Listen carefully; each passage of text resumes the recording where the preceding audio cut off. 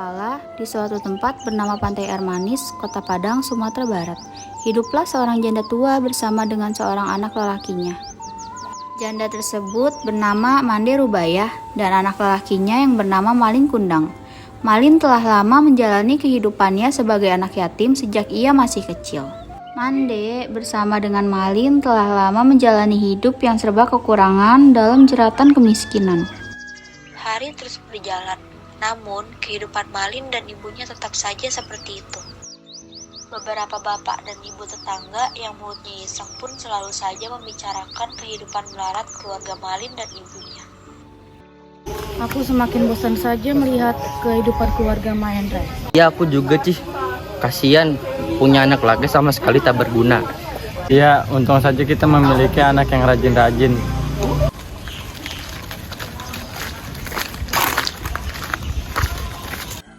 Hingga suatu ketika sebuah berita datang dari sahabat Malin yang bernama Rashid.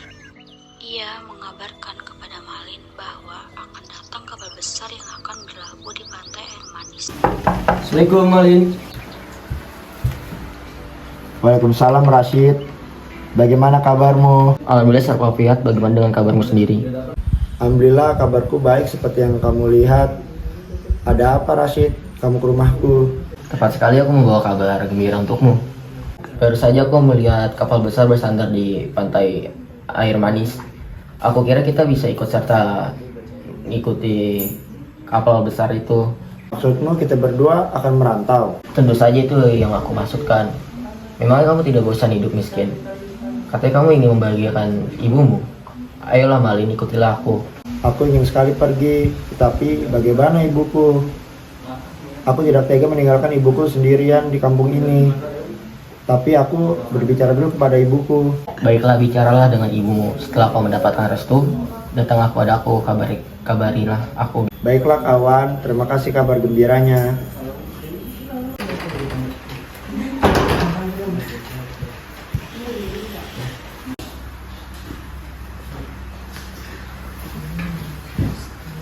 Ibu, bolehkah aku merantau ke negeri seberang? Aku ingin sekali merubah nasib kita. Aku ingin sekali membahagiakan ibu. Kenapa tiba-tiba sekali ingin pergi, Nak? Lantas bagaimana dengan ibumu ini? Karena sebab itulah, Bu, Malin meminta restu kepada ibu. Sebenarnya Malin tak tega meninggalkan ibu di sini. Tapi Malin mohon, izinkanlah anakmu ini pergi. Demi kebaikan kita berdua, Bu.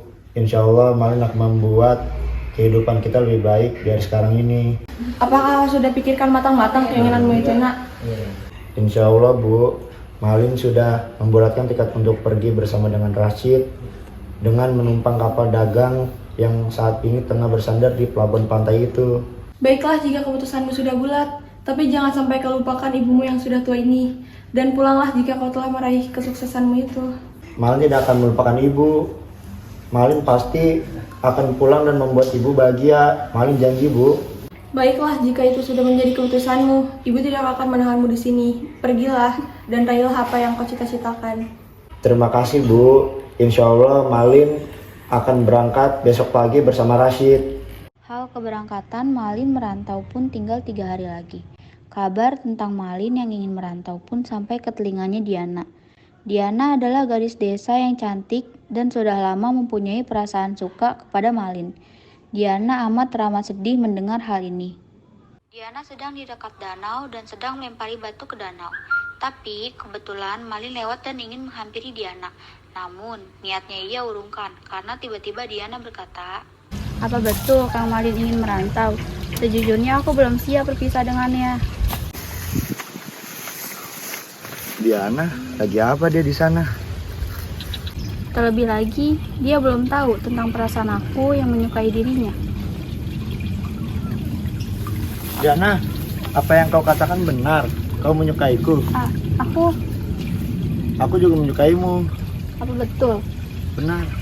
Kalau begitu, jangan tinggalkan aku, hiduplah di sini. Jangan pergi merantau. Tapi ini udah keputusanku. Kelak jika aku sukses nanti, aku akan kembali dan melamarmu. Benarkah? Benar. Keesokan harinya, Malin Kundang dan Rashid bertolak menuju negeri seberang dengan menumpang kapal besar bermuatan barang dagangan. Ibu Malin hanya bisa pasrah merelakan kepergian putranya tersebut. Perjalanan Malin dan Rashid pun berakhir dan mereka sampai di tempat tujuan perantauan mereka. Setibanya di tanah rantau, mereka beristirahat sejenak di sebuah warung makan. Nah, selanjutnya gimana Rashid? Kita mau kerja apa di sini? Aku belum tahu ini kerja apa. Kita harus terus berikhtiar sambil mencari pekerjaan. Tanpa mereka sadari, percakapan dua sahabat itu didengar oleh salah seorang pengunjung warung lainnya yang tak lain adalah seorang saudagar kaya raya. Hei anak muda, apa kalian hendak mencari pekerjaan? Kebetulan sekali, saya sedang membutuhkan 2 orang pekerja laki-laki yang kuat seperti kalian ini. Apakah kalian bersedia? Sungguhkah Tuan? Apakah kami berdua bisa langsung bekerja dengan Tuan? Oh, alangkah bersyukurnya kami apabila Tuan sudi menerima kami berdua untuk bekerja di tempat Tuan. Perkenalkan Tuan, saya Malin Kundang dan ini sahabat saya Rashid. Kami datang dari kampung yang sangat jauh. Baiklah Malin, Rashid, kalian berdua ikut aku. Mulai besok kalian sudah bekerja. Sekarang kalian istirahat dulu di rumahku. Nanti malam akan kujelaskan apa yang harus kalian kerjakan esok hari. Baiklah Tuan. Akhirnya, Malin dan Rashid ikut serta bersama dengan saudagar kaya tersebut. Mereka tinggal di salah satu bilik di kediaman saudagar. Keesokan harinya, mereka berdua mulai bekerja. Waktu berlalu, Rashid dan Malin telah lama bekerja dengan saudagar. Tanpa mereka sadari, saudagar telah lama memperhatikan segala gerak-gerik serta aktivitas mereka. Hingga saudagar menyadari satu hal bahwa Malin lebih cekatan, ulet, rajin, dan cerdas dalam bekerja jika dibandingkan dengan Rashid. Karena beberapa alasan dan pertimbangan, hingga akhirnya saudagar tak lagi memperkerjakan Rashid. Akhirnya Rashid pun pulang ke kampung halamannya. Suatu ketika, datanglah putri saudagar ke tempat Malin bekerja. Ia bermaksud untuk meninjau bisnis milik ayahandanya yang suatu saat nanti akan menjadi miliknya. Setelah beberapa hari melakukan peninjauan terhadap bisnis perdagangan ayahnya, putri tersebut pun diam-diam memperhatikan salah satu karyawan ayahnya yang memiliki etos bekerja yang berbeda dengan yang lainnya. Lama-kelamaan pun ia mulai tertarik pada karyawan tersebut, yang tak lain adalah Malin Kundang. Ayah, siapakah gerangan karyawan itu? Nampaknya ia memiliki etos kerja yang lebih baik daripada karyawan lainnya. Oh, anak itu bernama Malin Kundang. Memang ada apa? Oh, tidak ada apa-apa ya. Semenjak hari itu, putri saudagar semakin tertarik pada pemuda bernama Malin Kundang. Ia diam-diam selalu memperhatikan dirinya. 5 tahun pun berlalu. Malin Kundang dipercaya oleh saudagar untuk memegang salah satu cabang usaha. Selama cabang usaha itu dikelola oleh Malin, usaha saudagar semakin berkembang pesat. Karena kesuksesannya, putri pun semakin jatuh hati pada Malin. Hingga akhirnya Malin pun memutuskan untuk melamar putri.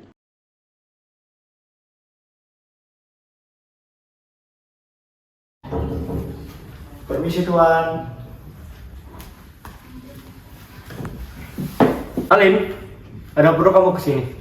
Sebelumnya saya sangat-sangat berterima kasih berkat kamu. Perusahaan saya sekarang maju. Sama-sama Tuan, saya kesini ingin mengutarakan niat untuk melamar anak Tuan. Melamar? Saya akan restu kalian, tapi sebelumnya saya ingin mengetahui latar belakang keluargamu. Saya tidak ingin anak sematawayang saya menikah dengan orang yang tidak jelas latar belakang keluarganya. Saya di dunia ini hanyalah sebatang kara. Orang tua dan keluarga saya telah meninggal karena bencana. Benarkah demikian? Benar Tuan, mana mungkin saya berbohong. Baiklah kalau begitu, saya restui kau menikah dengan anak saya. Diana sedang duduk di sebuah pohon. Kemudian, ada seorang wanita yang tak lain adalah sahabatnya Ina, dan sepertinya ia sedang mencarinya. Ternyata kau ada di sini. Aku sudah mencarimu kemana-mana. Ada apa, Ina? Kau tahu tidak pemuda kampung sebelah yang datang minggu lalu kemarin? Iya, ada apa? Tadi aku bertemu dengannya, dan kau tahu dia bilang dia menyukaimu, Diana. Aku tidak tahu. Kau pasti masih menunggu Malin. Ini sudah 5 tahun berlalu, Diana. Lihat, tidak ada satupun kabar tentang dia. Entahlah. Bukalah hatimu untuk pria lain, Diana. Itu bukannya Rashid ya? Diana, maukah kamu menerima cintaku dan sekaligus lamaranku? Tapi beri aku waktu untuk berpikir. Apa yang kau pikirkan, Diana? Sudahlah, terimalah cintanya. Dia terlihat sangat tulus mencintaimu. Baiklah, aku terima. Akhirnya Diana menerima cinta Rashid dan beberapa bulan kemudian mereka menikah. Beberapa bulan setelah hari pernikahan Malin dan Putri, sang putri pun meminta suaminya untuk pergi bertamasya. Akhirnya mereka berdua pergi ke suatu tempat bernama Pantai Air Manis yang tak lain adalah kampung halaman Malin. Setibanya di Pantai Air Manis, ia melihat sosok lelaki yang tak asing baginya. Lelaki itu tak lain adalah Rashid, sahabat lamanya. Rashid, kaukah itu? Malin, ini benarkah engkau? Sudah sukses saya kamu sekarang ini? Ya, seperti yang kau lihat. Aku telah menikmati hasil jerih payahku. Kau lihat, wanita yang di sampingku ini. Ia adalah putri saudagar yang kini menjadi istriku. Cantik bukan? Ya, kau sekarang telah menjadi orang yang hebat ya Malin. Aku sangat kagum padamu. Sudah ya, aku mau pergi jalan-jalan dulu bersama istriku yang cantik ini. Mengetahui Malin telah pulang ke kampung halamannya, Rashid pun bergegas menemui Mande untuk mengabarkan bahwa anaknya telah kembali.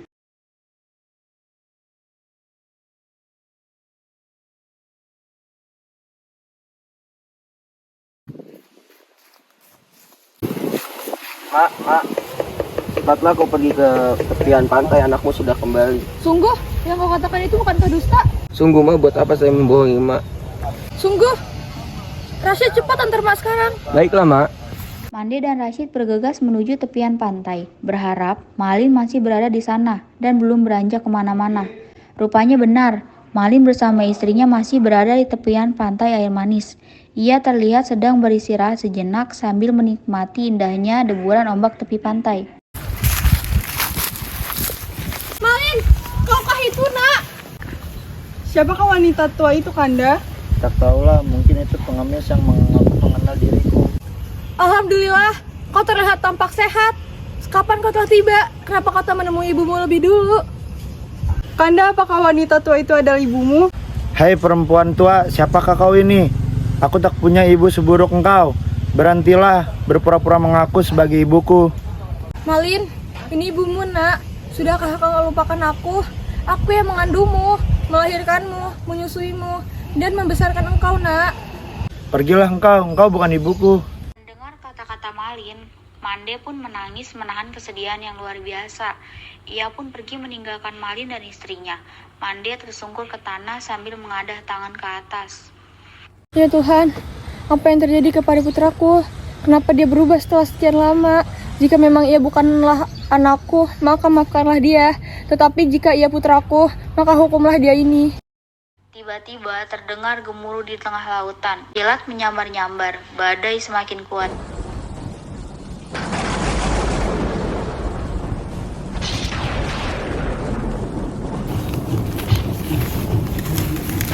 Kenapa tiba-tiba ada badai? Ini sungguh aneh. Istriku kau tidak kenapa-napa. Kanda, apa yang sebenarnya terjadi? Aku sungguh tak mengerti, Dinda. Alam sepertinya marah kepada kita. Maafkan aku, Ibu. Aku telah durhaka kepadamu. Seketika, kilat dengan kekuatan sambaran yang luar biasa menyambar tubuh Malin. Tiba-tiba, ia berubah menjadi batu. Ia berteriak sekencang-kencangnya sebelum akhirnya ia menjadi sebuah batu yang tersungkur seperti bersujud. Akhirnya, Malin pun berubah menjadi batu.